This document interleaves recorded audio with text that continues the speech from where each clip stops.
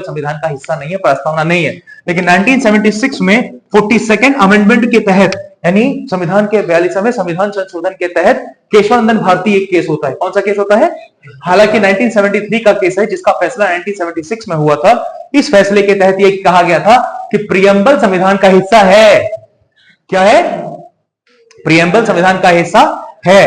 तो प्रस्तावना, यानी प्रस्तावना में सबसे पहला बदलाव, सबसे पहला चेंज किया गया था 1976 में, जिसके तहत 3 शब्द जोड़े गए थे। तीनों शब्दों को जोड़ करके यह बात कह दी गई थी कि आज के बाद कॉन्स्टिट्यूशन के बेसिक स्ट्रक्चर से छेड़खानी नहीं की जाएगी।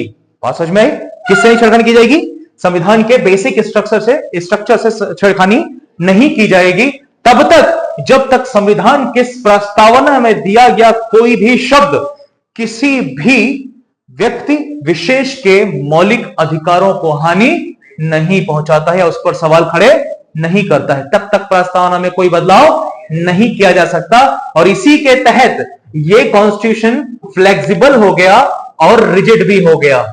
रिजिड इसलिए, कठोर इसलिए कि इसकी प्रस्तावना के साथ छेड़खानी नहीं की जाती, उसके बेसिक स्ट्रक्चर के साथ छेड़खानी नहीं की जा सकती। इस मुद्दे पर संविधान कठोर है।